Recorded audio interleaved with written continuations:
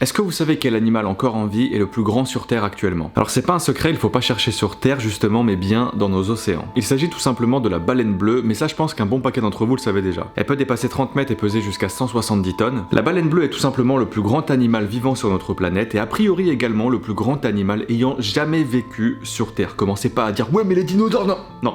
Les dinosaures, a priori, n'ont jamais été plus grands qu'une baleine bleue. Mais des animaux géants, par contre, il y en a eu un bon paquet au cours de l'histoire de notre planète. Et si la plupart d'entre eux se sont éteints au cours des millénaires, on trouve encore des preuves de leur existence via différents fossiles retrouvés aux quatre coins du monde. Alors même si c'est un peu triste que ces espèces soient disparues, pour certaines d'entre elles, voilà, j'avoue que je suis quand même un peu rassuré, vous allez comprendre pourquoi. Parce que personnellement, face à un serpent géant, je pense que je passe en PLS directement. Voilà, il n'y a même pas de tentative de combat, non, je suis à terre, fini, terminé.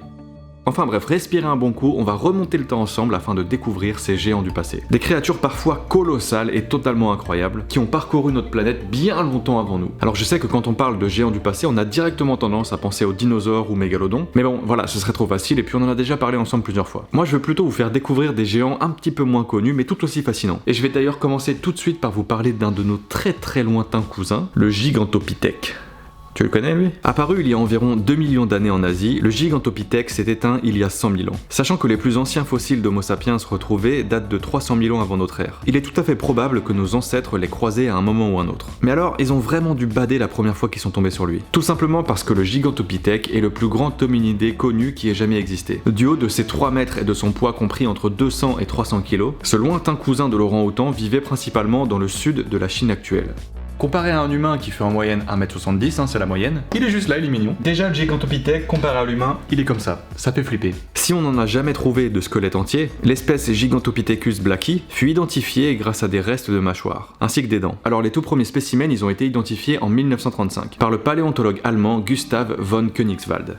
Lorsqu'il a découvert des dents de dragon en vente dans plusieurs pharmacies chinoises de Hong Kong, utilisées pour leur soi-disant vertu curative. Bon en fait, voilà, c'était pas des dents de dragon du coup, mais les dents du plus gros singe ayant jamais existé. On était plus proche du Yeti que du dragon finalement. L'extinction du Gigantopithèque serait due à une chute des températures, ayant provoqué la disparition des forêts dont il dépendait pour se nourrir. C'est un peu triste. Les plus gros primates au monde sont actuellement les gorilles de Groer, mesurant environ 1m50 et pesant entre 80 et 170 kg. Quand on sait que le Gigantopithèque faisait 2 fois la taille et le poids des gorilles de Groer, c'était juste vraiment un monstre le truc en fait. Déjà qu'un gorille tu fais pas le malin, alors là j'imagine même pas le truc. Bref, je sais pas s'il y en a qui ont la phobie des oiseaux parmi vous, en tout cas ce que je sais c'est que c'est quelque chose qui est beaucoup plus répandu qu'on ne le pense, parce que là je vais tout simplement vous parler du plus gros oiseau volant qui ait jamais existé. Et je dis bien oiseau parce qu'en fait le plus gros animal volant ayant jamais existé c'était un reptile, le Quetzalcoatlus. Un genre éteint de ptérosaure avec une envergure de 7 à 13 mètres pour un poids compris entre 200 et 250 kg.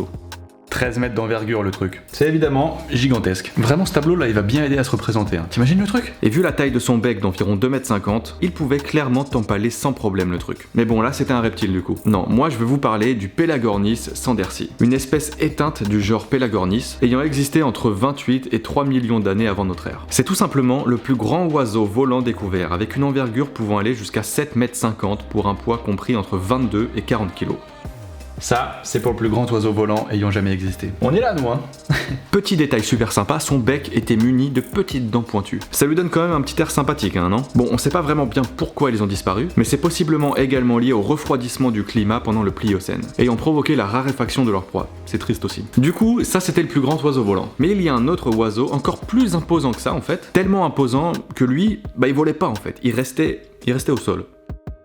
Il s'agit de la famille des Aepyornithidae, c'est supra dur à dire. Aepyornithidae. Essayez chez vous. Aussi appelé oiseau-éléphant. Donc là, vous commencez un peu à vous imaginer le truc. Dans cette famille, au nom plutôt clair, le boss ultime, c'était le titan de Vorombe. Tout simplement le plus gros oiseau ayant jamais existé. Ce cousin de l'autruche mesurait environ 3 mètres de haut pour 730 kg.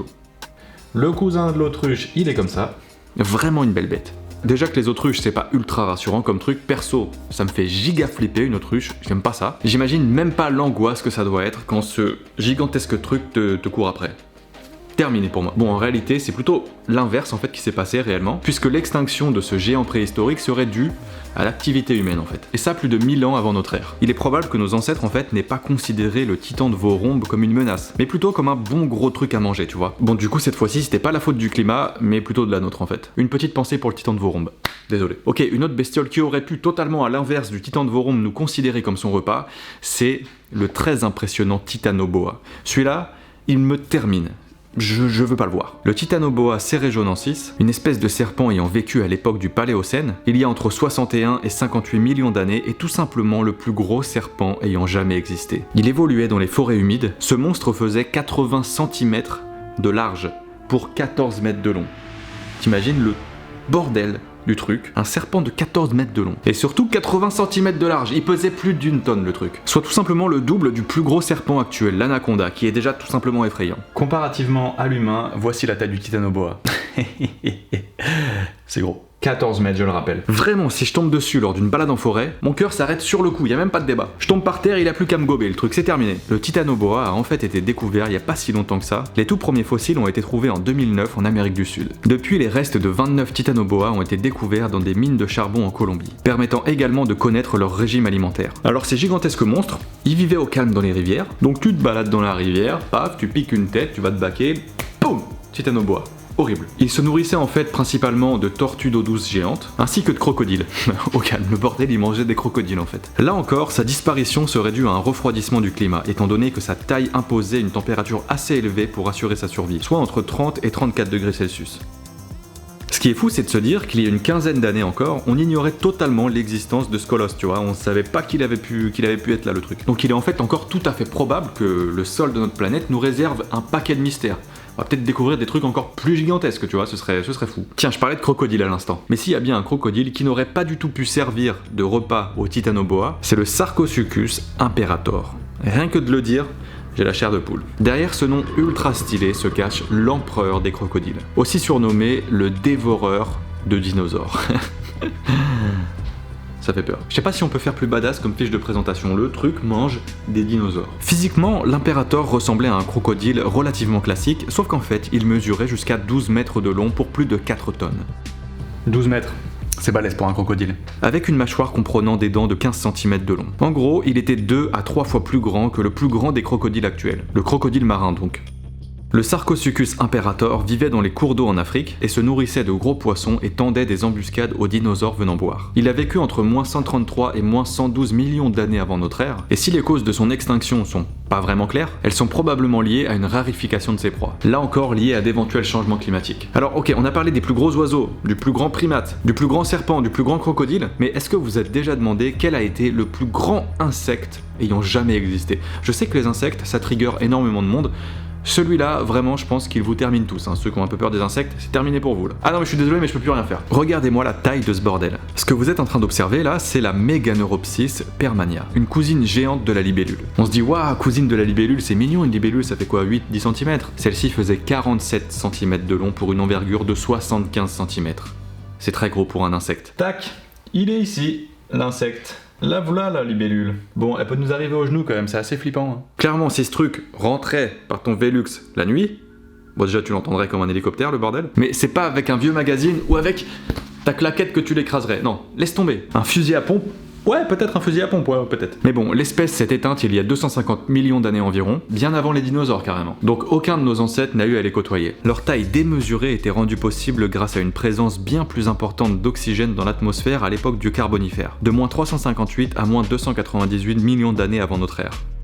Leur existence serait tout simplement impossible à l'époque actuelle, puisqu'il leur serait bien trop difficile de respirer. On doit leur disparition à l'extinction la plus massive qu'ait connue notre monde, l'extinction Permien-Trias. Cette extinction, qui a eu lieu il y a 252 millions d'années, a fait disparaître 95% des espèces marines et 70% des vertébrés terrestres. Ces causes restent mystérieuses mais pourraient être liées à l'éruption d'un supervolcan, à des impacts de météorites ou à une dégradation progressive de l'environnement. 200 millions d'années plus tard, une autre extinction massive, l'extinction Crétacé-Paléogène, viendra à bout des dinosaures. Si vous avez suivi un peu, beaucoup de ces espèces se sont éteintes via des changements climatiques ou des catastrophes planétaires par exemple. La plupart du temps, c'était des choses imprévisibles. Si ces extinctions massives semblent bien derrière nous, on a un peu tendance à oublier qu'actuellement, et depuis 13 000 ans, on est littéralement également au cœur d'une extinction massive des espèces. L'extinction de l'Holocène, aussi appelée la 6e extinction de masse. Et là, pas de mystère, hein. Vraiment, il n'y a pas de secret, le problème, c'est nous. La biodiversité subit directement les conséquences de la colonisation de notre planète par l'être humain. Ça a commencé à la préhistoire via la surchasse des grands animaux, provoquant déjà l'extinction de nombreuses espèces, puis la destruction de forêts et d'habitats naturels afin de pouvoir nous étendre. L'introduction d'espèces exotiques envahissantes, la pollution massive de l'environnement, etc., etc.